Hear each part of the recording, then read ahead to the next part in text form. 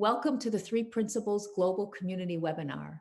The Three Principles Global Community for 3PGC is a nonprofit organization that is committed to bringing an understanding of the principles as introduced by Sydney Banks to people throughout the world.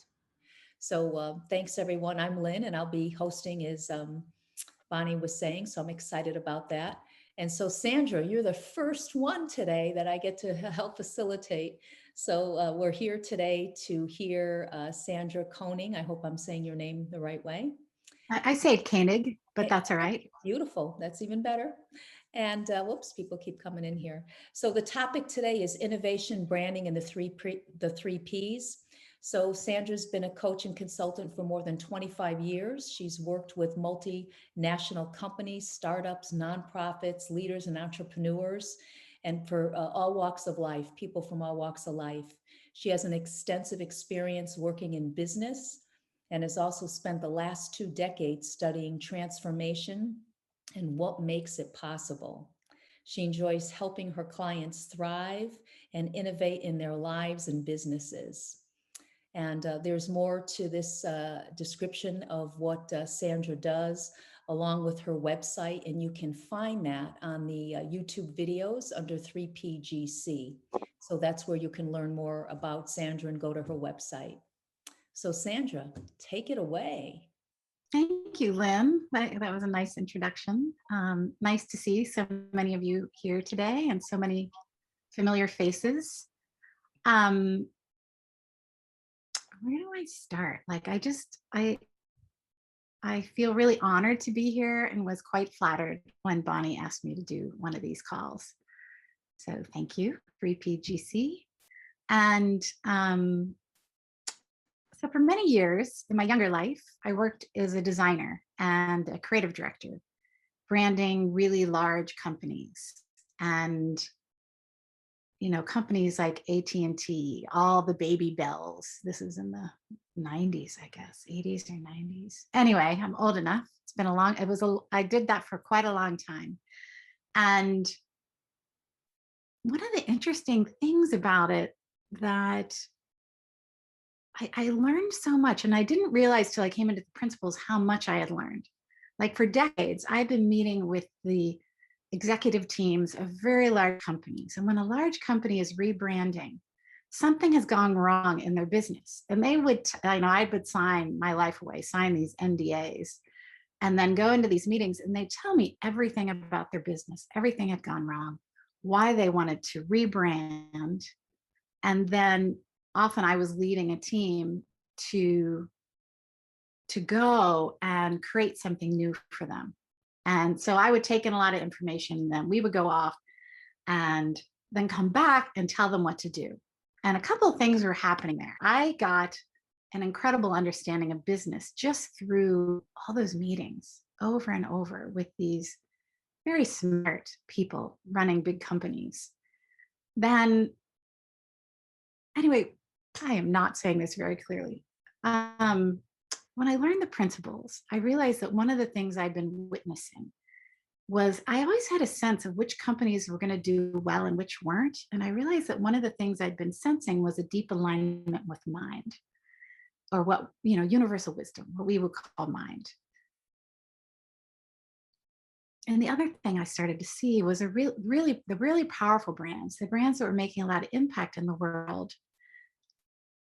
There was often this alignment was happening, but the brand also came from the person at the top. I saw over and over again, it didn't matter how big a company was, the person at the top of the organization, if what they were creating was in a deep alignment with who they are, there was a different force. It was this alignment to mind that changed the whole thrust of the business.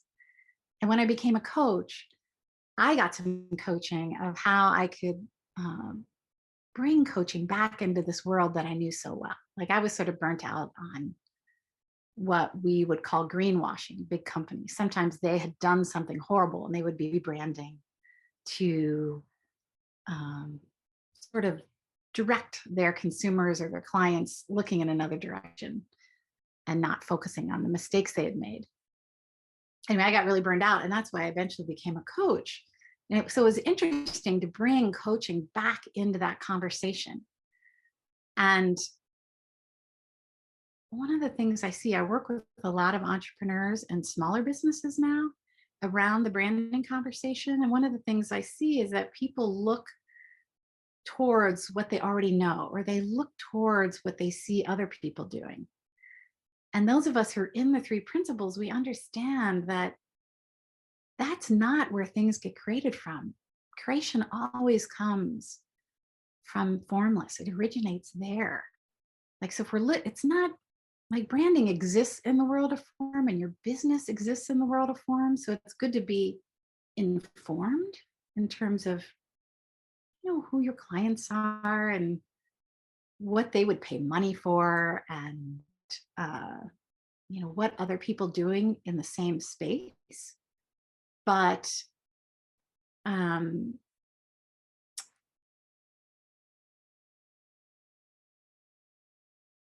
when we start looking in a different direction, like that's the work I do with people. It's like to look inside, to look at what makes you unique, and really connect on a soul level to what you're up to, like what you're up to and why. Like, people forget there's a very famous TED talk on Simon Sinek and the why behind businesses, but people forget to look at the why. And that's often why people hire us. Like, I feel like I get a lot of work from people because they connect to how passionate I can be about this. I'm stumbling a little bit today. I'm a little nervous speaking to you all. There's a bunch of people I don't know here.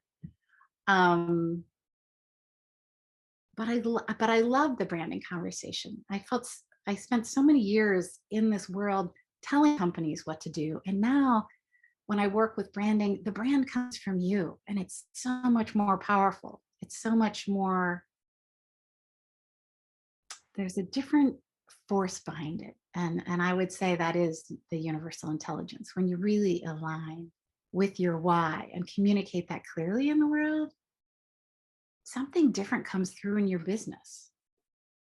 We talk a lot about feeling in the three principles, and it's the same in your business. What's the feeling behind what you're doing? What are you communicating in the feeling of what you're doing?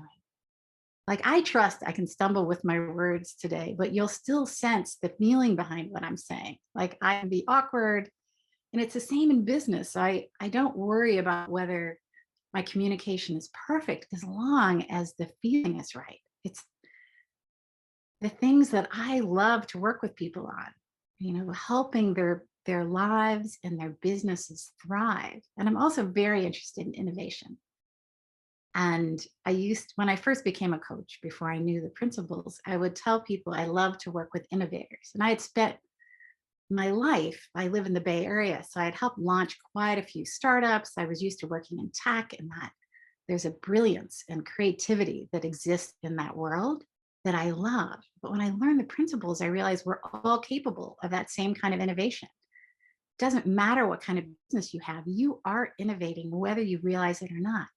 You're doing uniquely you. And I get very excited about that.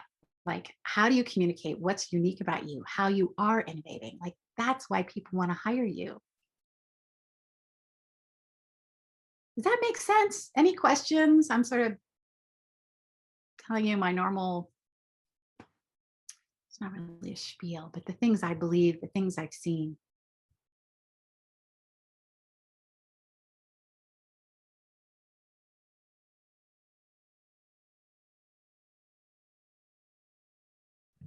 Someone has a question, Colette, you could just unmute yourself. Thanks. Sure. Hi, Sandra. Hey. So when you can you tell me, so when you work with people, so how do you communicate this to them? So if they don't know anything about what we're talking about here, how does that work in terms of your sessions with them, I suppose? I try to make sure everybody understands what branding is. Often people think it's, thank you, Colette. Often people think it's their logo, but that's a visual expression of your brand. The brand is the vision behind your business. And often people don't realize that they even have a vision, for one. So I'm helping them figure out what that is. But I do a lot of writing exercises with people, either when I run groups or work one-on-one, to help people look deeply at who they are. And then how is that manifesting in your business? Like, what parts of you are you using in your business, and how can you communicate that? For me, I've spent my life in the realm of creativity, having a background in design, and then I've always been involved in the visual arts in some way. I'm a painter. This is one of my paintings. I have always loved innovation and have always read a lot about innovation, and I'm fascinated by the things people create in the world. Like, those are all things I love, and in branding, all those things get to come together. But when I'm working one-on-one with people, and there's several people here who have worked with me, they do a lot of writing and self-reflection, and then I'm continually helping them and pointing them back inside, that there is a point when you need to look at the world and what other people are doing, just so you look appropriate for the field you work in. But that's about where it stops. And really, that vision comes from the inside, and the feeling. What is the feeling you want to create in your communications, in your business, in your day-to-day work, in every interaction? Does that make sense, Colette? I don't know if I'm answering your question. Yeah, it totally makes sense. It was kind of, so, and are people comfortable with that? Do they get more curious about what you're pointing to, or? Well, generally, people are hiring me because they want something different. They might have hired a more traditional branding consultant and been left with a solution that didn't feel right, like they don't even know why. I would say that over the years, I've learned that the kind of work I do is best in a mission-driven company or with mission-driven entrepreneurs. Like, if you're just interested in making money, this sort of very kind of soul-oriented branding isn't going to work for you. Like, it really, the kind of work I do works with people who want to have that expression of universal wisdom in their business. And there's an interesting thing that can happen. Like, the process starts out on a very personal level, but really it's completely impersonal. Like, what wants to be expressed through you? It's almost like we have to get out of the way. Our personalities have to get out of the way so that what wants to come through can come through. And most often, especially in the groups I'm around, I see how much people, they stop themselves, or they don't want to let the world really see them. And me too. I struggle with it too. I'm not pointing the finger only out. Me too. It's an ongoing exploration of, how real can we be? And especially in this age of social media, companies and entrepreneurs can't get away with not walking their talk. Like, we have to be really transparent about what we're up to. Like, you can't lie on social media. If anybody's watching and sees you, there's a lot of, there's this whole cancel culture thing going on now, where people have misrepresented who they are. And that's the power of social media.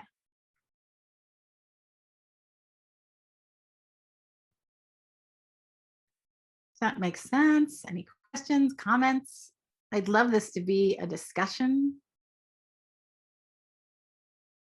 I'm not really someone to talk at you for an hour, but I will talk with you.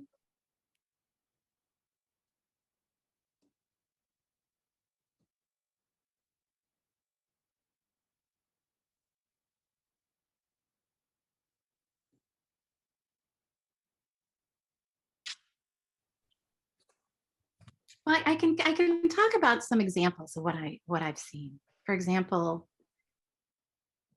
early in my career in design, I did a lot of work with Apple computers, and it's fascinating if you dig into what made Apple successful, it came directly out of Steve Jobs' personal preferences. Like, he had this great love for typography. When he dropped out of college, he went off and studied calligraphy. So when they were creating the Mac, he made sure it handled fonts much better than the PC. And it's why, like in the late, I guess it was the late 80s, I started working for a guy named Clement Mock, who was brilliant. And he had been creative director at Apple. And it's where I learned to use the Mac. And I was one of the early implementers. I was somebody who always wanted to learn the new technologies. And I felt so lucky to have kind of stumbled on this contract position with him where I got to learn computing. But we were all just in awe of what the Mac could do. And this was back in the day, you couldn't even load fonts onto your computer. There was so little memory and it was so hard to do anything, but it was so much fun. And we had incredible clients. They were all his cronies who'd worked at Apple, were then launching companies because it was just that mindset of who Steve Jobs hired. They were all innovators. So they created all this software for the Mac platform, and we were helping them launch all their companies year after year. So I was used to being around these people who naturally were looking in the direction of innovation.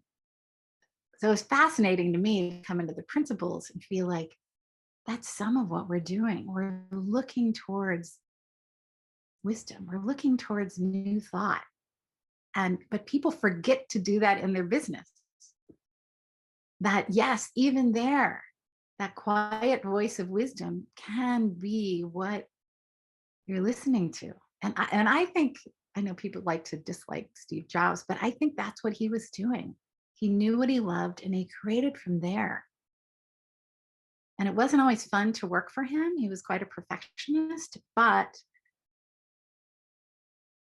I would say he's one of the people who's impacted my life tremendously. Like, the kind of technology that I use every day now came out of his vision. Like, that's the possibility each of us have in the world, one person.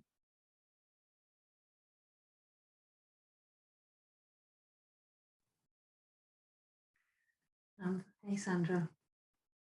Hi. Hi, how are you? Good. I took a look at your website before this, and I was just really wowed by it. It's just so crisp and clean and professional. It just looks awesome, by the way. So, Oh, thank you. That's your strongest point, but it just really wowed me. I haven't formally announced it, but I just did a new website. Oh, really? I had two businesses, Branding Harmony and sandrakoenig.com, and I've just combined them. Looks amazing. I love the colors and the layout. It's so easy to navigate, and what you do and everything you're saying here just really comes through loud and clear, and in the copy, it's really great. Thank you. I'm at the very beginning of my coaching journey, and immersing myself in the 3 principles and finding out who I am as a coach. What's the service that I want to provide? Who do I want to help?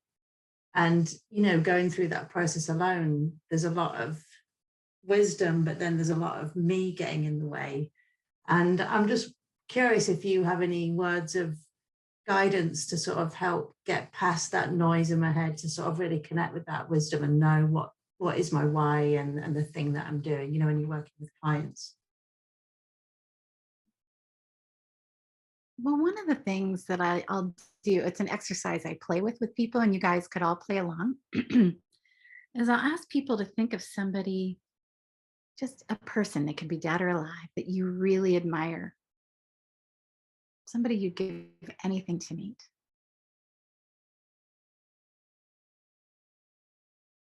And what are the qualities of that person? Like, what is it about them?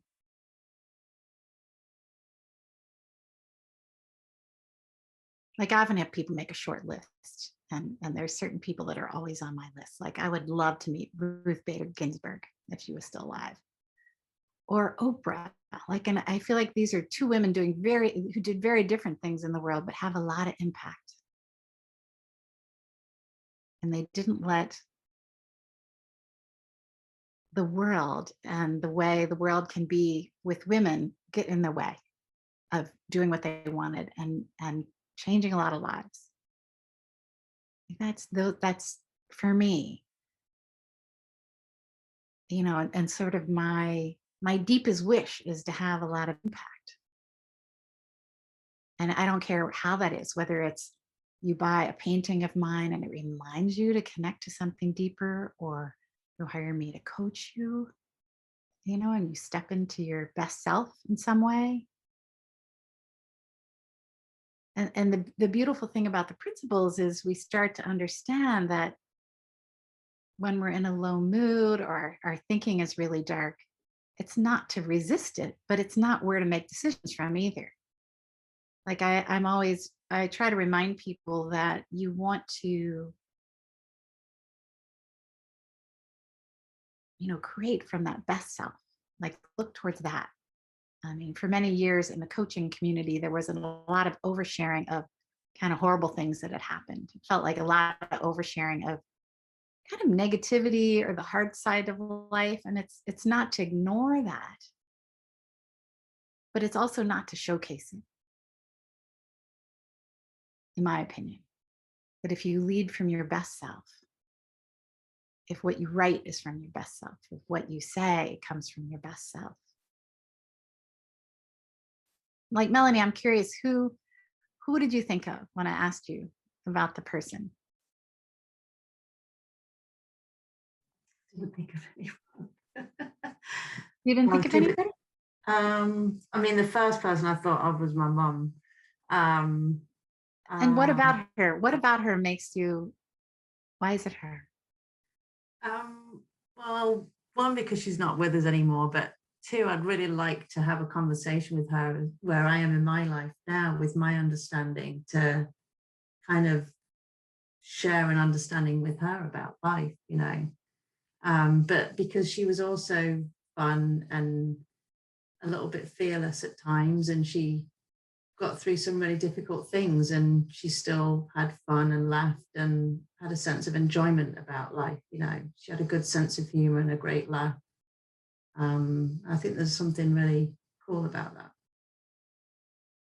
Yeah, it's beautiful. And Yeah. so when you say all those things, can you feel how you are like her? Definitely. And how you could lead from those qualities? Yeah. I'm not saying that's your brand, but it's a starting point of looking. Yeah, because, you know, there's an element of me that wants to be authentic about the struggles, right?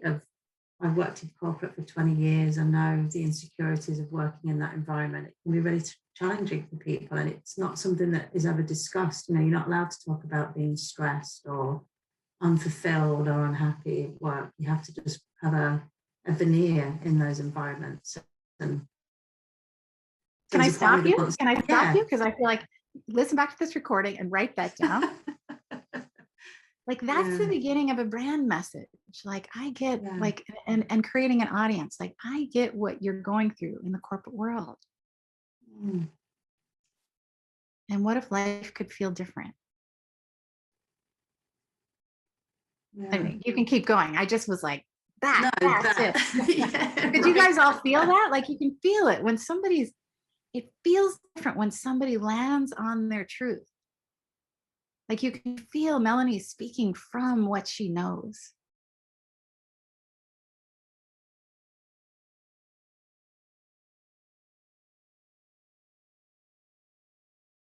Which is cool. Like I do a lot of work in companies these days, and it took me years to start doing that. I had a lot of insecurity about it, but I realized I'd already spent years talking to these people in a different role, more as a consultant.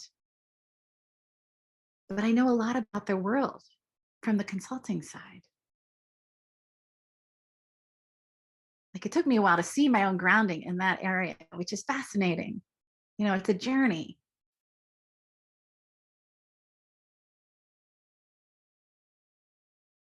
But I could feel how grounded you are in that.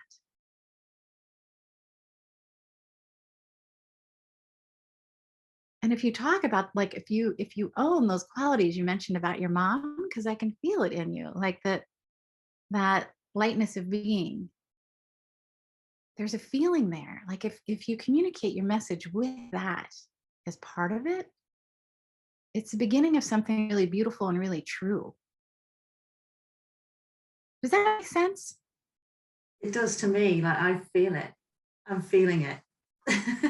Yeah, and see, and this is what I look for when I'm working with people. That like you're feeling it. Yeah.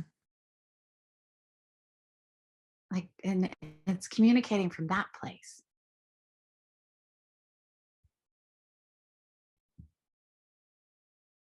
That's pretty awesome, Sandra. Thank you. No, you're welcome. It's fun to. I loved your question. Looks Hey, like Rick has a Sandra. question. Oops. Oh. Go ahead. Okay, sorry, it's like I can't see me, but Hi, Val.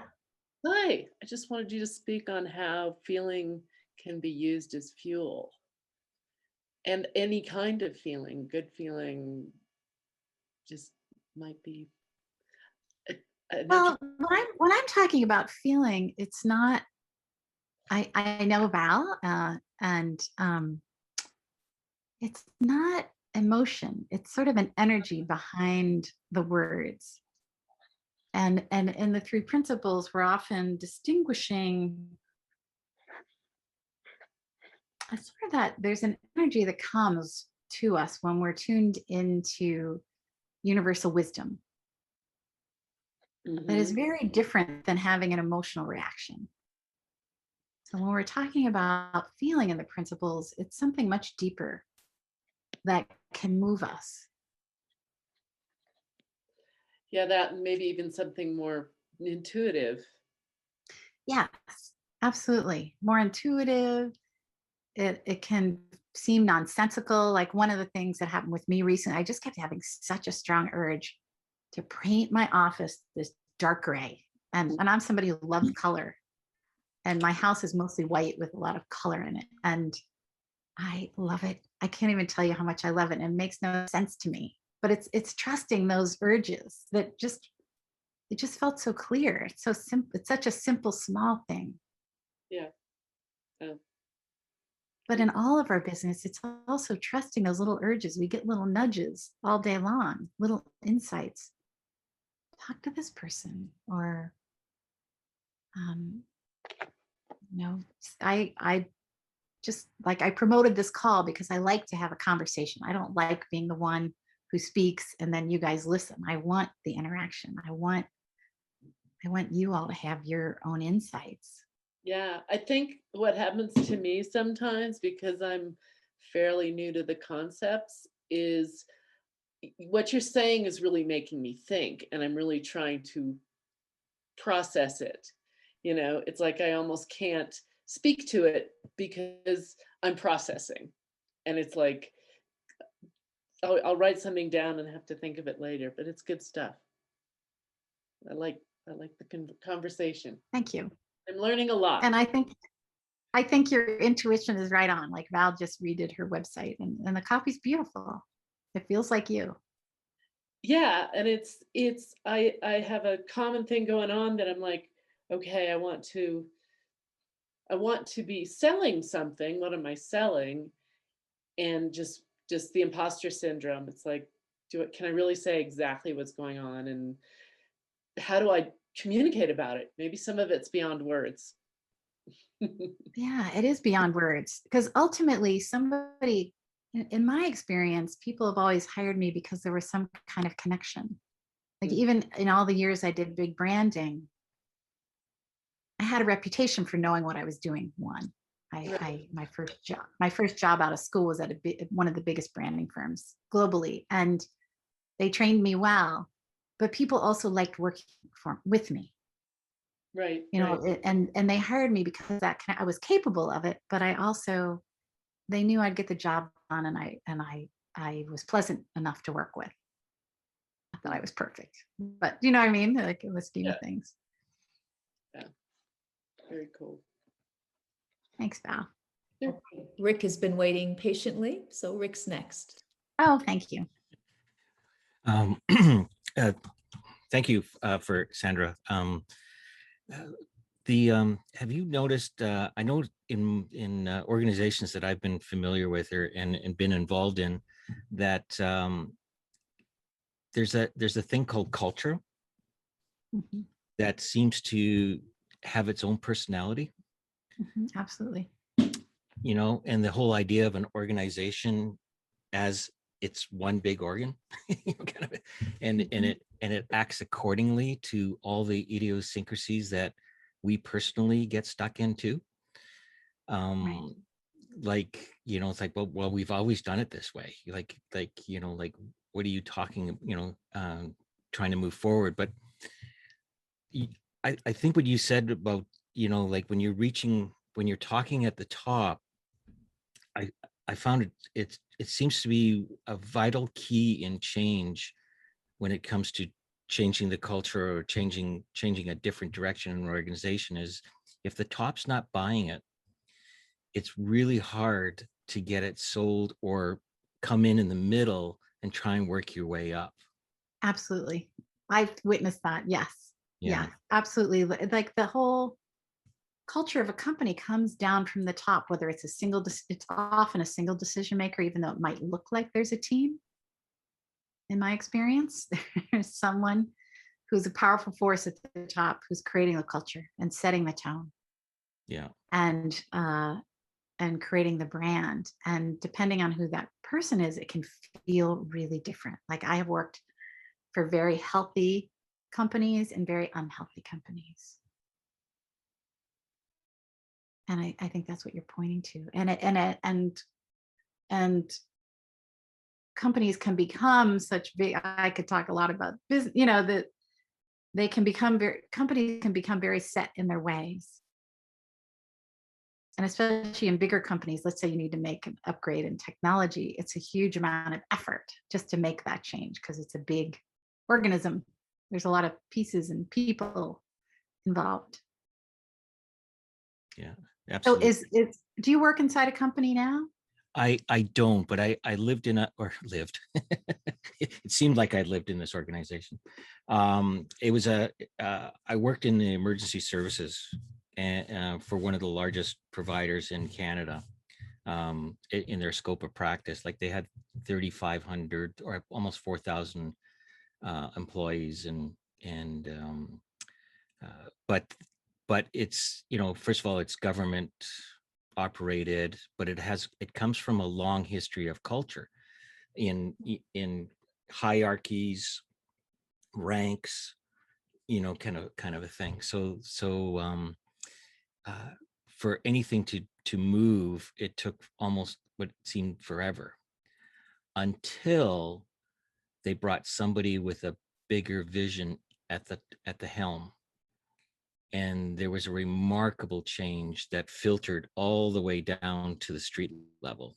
Mm-hmm. And he carried the vision and the innovations, and he was the guy that was sort of like, why not? Yeah, it sounds like a brilliant, he sounds like a brilliant leader, the Oh yeah, visionary. yeah. And then somebody scooped him up, and and then slowly all the stuff that was there before started to rise back up again, so it's, Yeah. yeah, Well, so I feel like I mean, I see that inside companies, but I also do feel like no matter what your position is, there's always the capacity to have impact and influence. oh, totally. Yeah, Always. Like just us showing up, knowing the principles has impact. yeah, Us being different, us not taking our thinking seriously. Like all the judgments we can have of people, like you often see in teams, people are judging one another because we all have different work habits and this and that. Like to just not take that seriously. It's a game changer.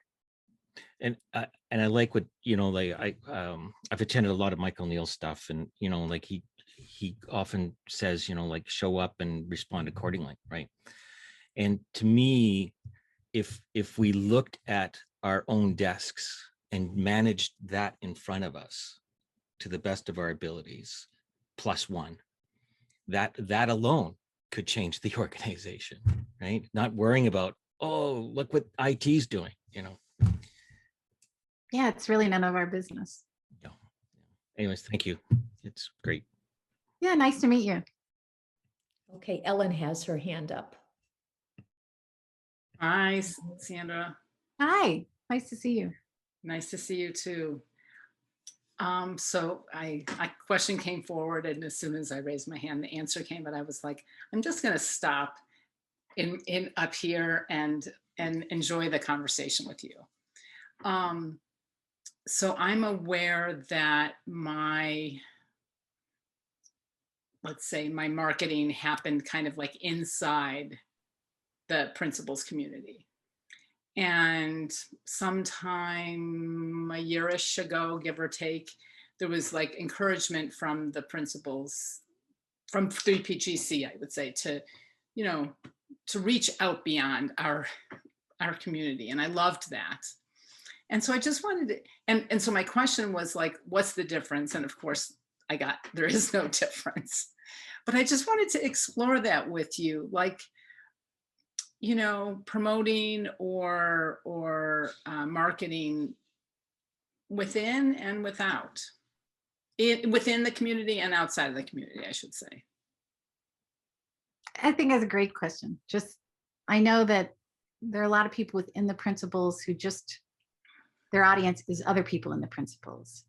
And so you can write all about the 3 principles on your website, and those people know what you're talking about. And then there are other people that are more interested in reaching a broader audience. Like with I don't write about the 3 principles other than saying I'm involved in it because I do want to reach a broader audience. It's just what is your intention? Mm-hmm. And to me, if we're only ever talking to this audience, there's just so much, there are so many more people in the world who've never heard of this, whose lives can be changed. Like, why wouldn't we want to talk to them too? Yeah, it felt easier. I'm sorry, go ahead. Yeah, yes. And the thing is, nobody wants to, nobody outside the principles wants to pay money to learn the principles. It's not why they hire me, at least in my experience. They're hiring me because they're struggling with something. They have something they want to create. They might be launching a business because I do you know what I mean? But like, yeah, they're not paying. And I think this is where a lot of coaches get lost, is they're saying, come hire me, I'm going to teach you the 3 principles. Mm-hmm. I can watch videos on YouTube. I don't need to hire you for that. But what would they be willing to pay you money for? Like, to think about, like, you have to tune into your audience also in your communications. Like, what is it that they want? Mm-hmm. No, yeah, this was really helpful, just because what landed as you were inside of me when you were speaking, Sandra, was that in the beginning, when I was sharing the principles, it was easier to share the principles with in my little area to the principals community. But since I've evolved to sharing from what comes from inside of me, not from sharing the principles from, not from the intellectual, but from the feeling and from what I really, really know, not what I think I know, then it doesn't matter. Like, then it's just as easy to share outside of the community. Yeah. And I just saw that now. That was beautiful. Was that clear? Yeah, it makes sense. Like, what comes to mind for me, I have a current client inside a big company who she just got a big promotion and was, I guess you would say, you know, she has a lot of unconscious competence. She doesn't see her own value in her position. And I relate to that. I can't tell you how many times in my life I felt like somebody was asking me to do something I didn't feel qualified for.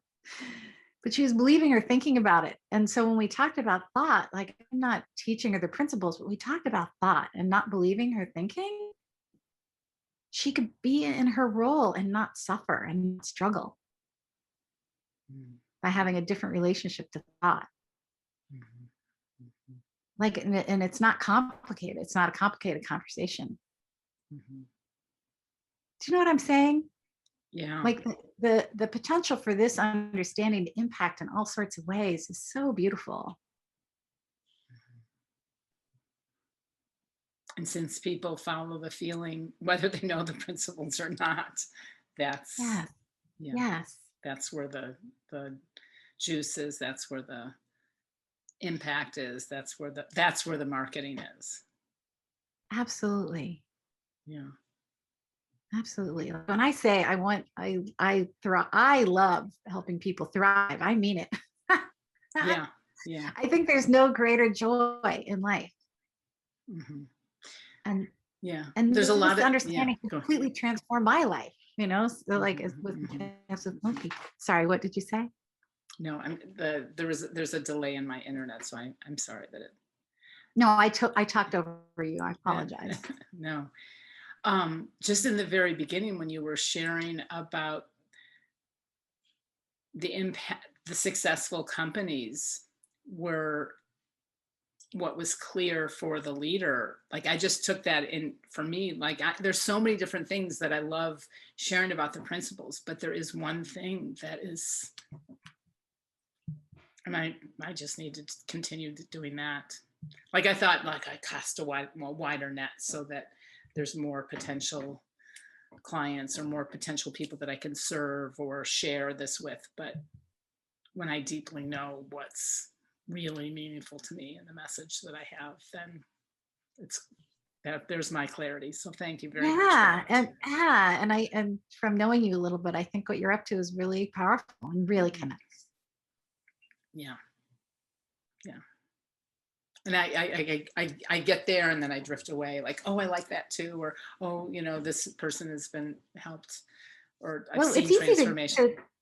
It's easy to believe our insecure thinking or to step into comparing. Like, I think that we're all raised in this culture where that's the norm. What is everybody else doing? And keep up with that versus trusting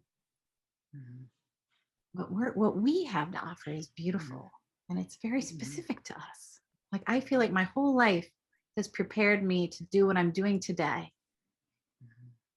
And whatever I'm doing now is preparing me for what's next. Like it's been a big learning lab the whole way.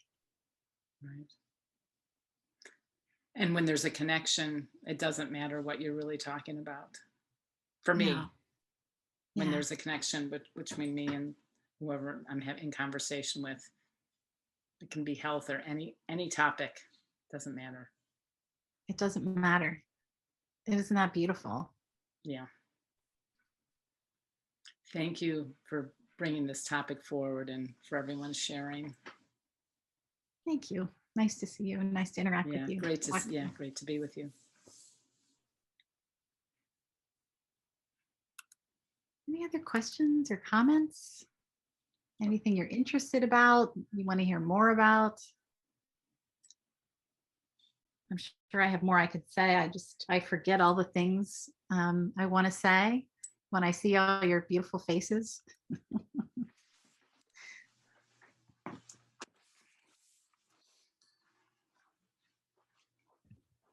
Dominic has his hand. Hi, how are you, Sandra? Good to see you. Yeah, good to see you again.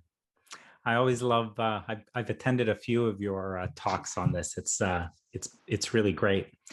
I wonder about how do I know? When would I know that there's something to pay attention to about marketing? Right, like, because I'm thinking about, I'm a coach. I have been for like 12 years or something. And so clients would come and they come by referral, and there's a certain way that works. And I remember sort of like not doing a website, and people saying you really should have a website. And then something came where it made sense, like I really should have a website, because when I'm talking to people, then they're going to go look. And so then that happened, and then it was homemade, right? And then at some point that had somebody who put some colors on it, and but it's kind of like at every step of the way, I was sort of like, well, I don't need it. Like it didn't seem like I needed it for anything, meaning the business was coming. There was a flow, right, from that. So like, what's the place of awareness where, you should pay attention to that? It's kind of like, would be good to pay attention to marketing. You might want to pay attention to your brand, right? Is there something about that because it would be a blind spot? Like I wouldn't know. Right. And I think there are a lot of people out there that think you don't have to have a website, and you don't have to have a website, but it's not going to hurt your business for sure to have one, and to have a professionally done one. Like, I personally think I want the profession of coaching to be elevated. And I do think there's a trap that we can fall in the principles, where we get such a good feeling that we stop taking action. Like, you'll see a lot of people fall into inaction because they're in such a good feeling. And that it's a funny thing to play with. Like, when you're in such a good, like you're in fundamental well-being, it doesn't feel like anything is needed. But if you have a business, it's kind of a separate entity. It's like having a baby, and it needs to be tended. And your baby might be older and need less tending, but if it's new, it probably needs quite a bit of tending. And it's just to know that and to put your attention there.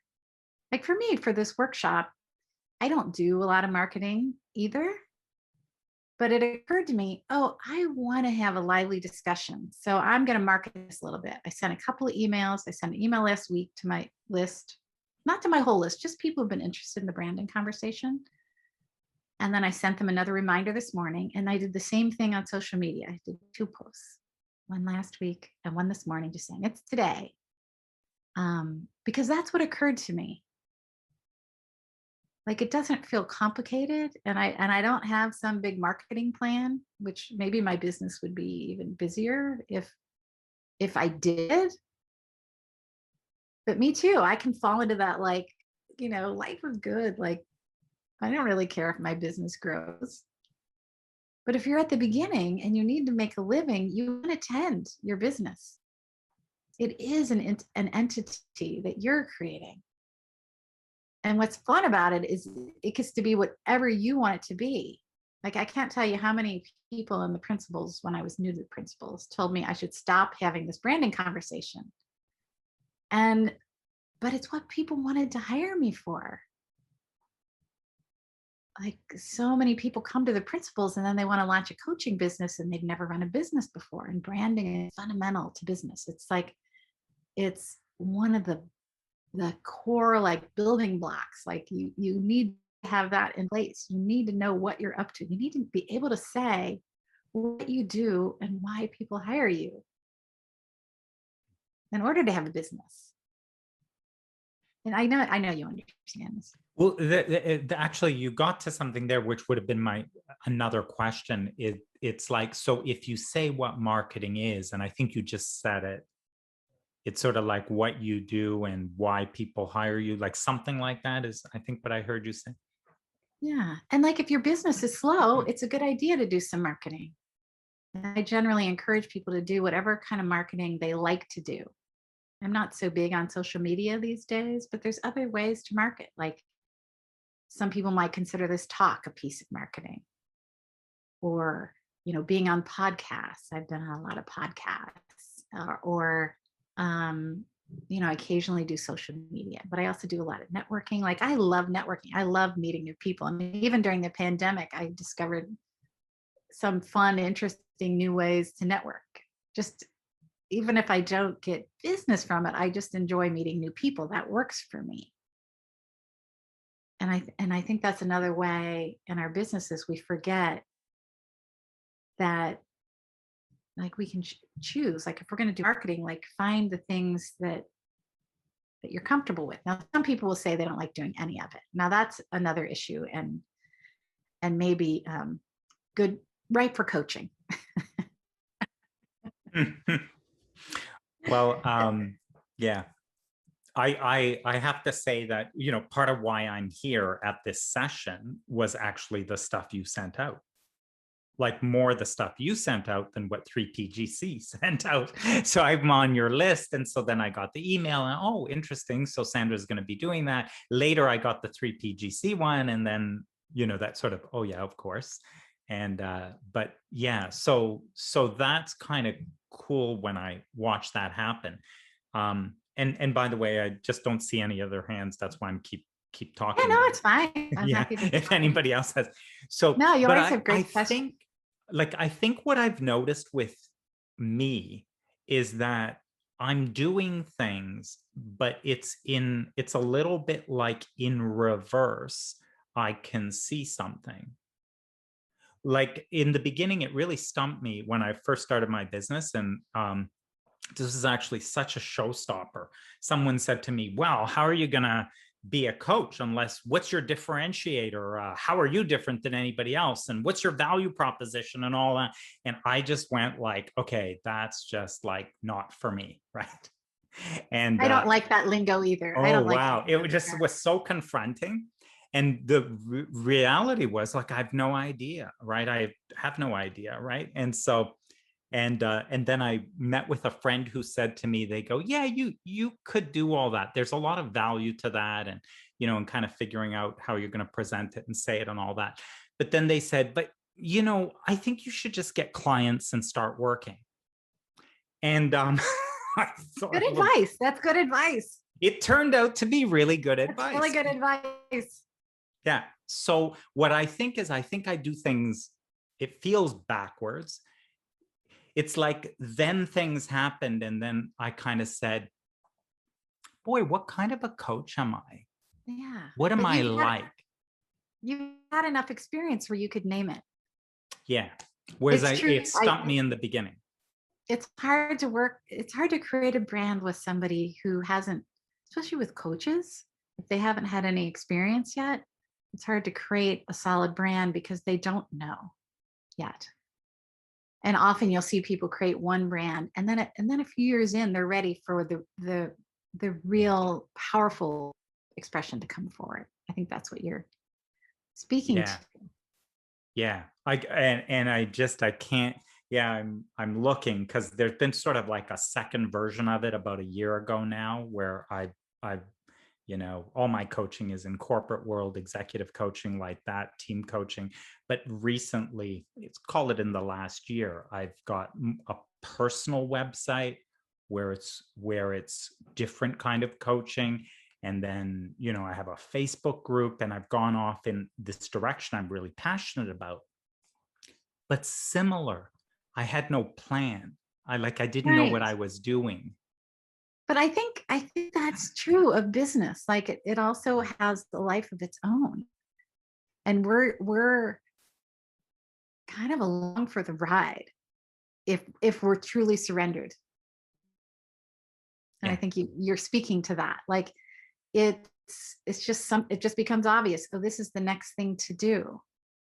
This is the next thing to do. This is the next thing to do. Mm-hmm.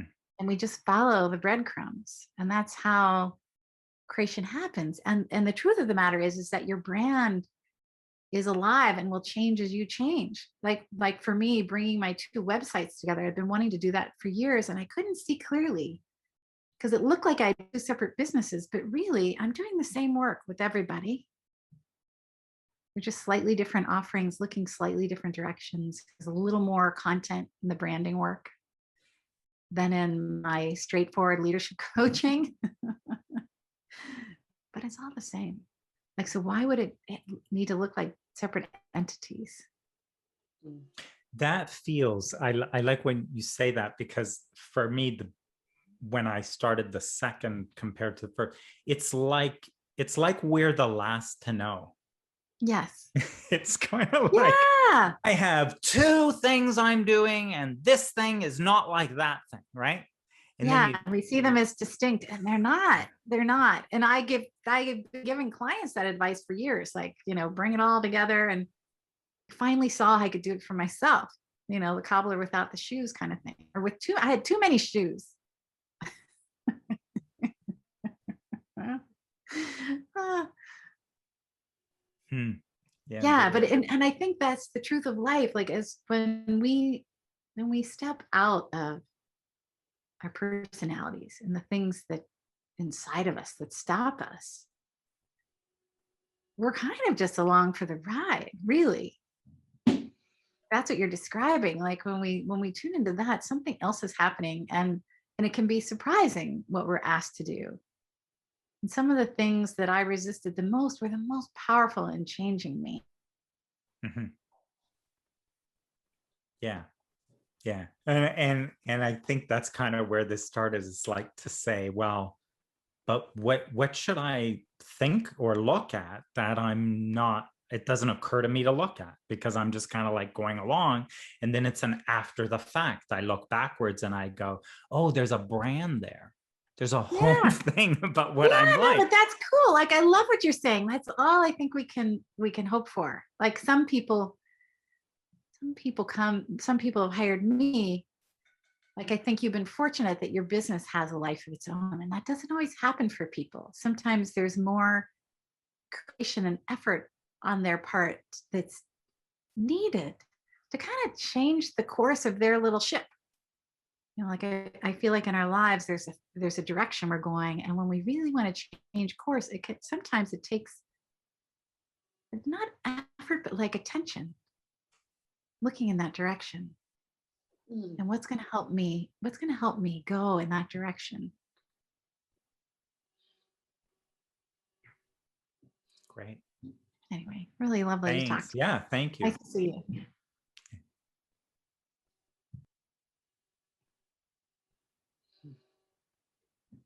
Well, I guess we're just about at the hour.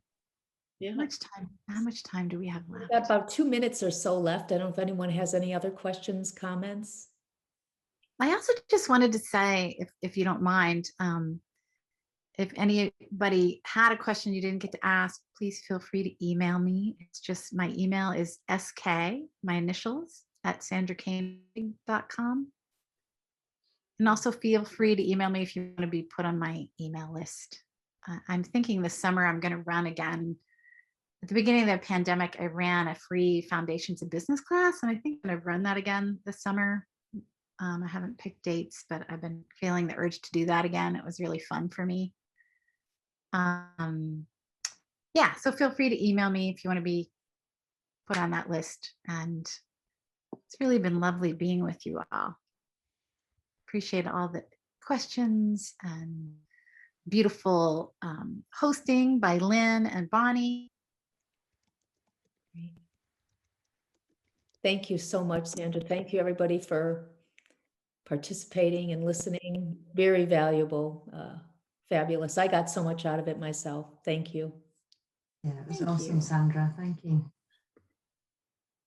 Thanks, Sandra. Enjoyed it as always. Thank you. Really nice to see you. Thanks, Thanks, Sandra. Sandra. Take care, everyone.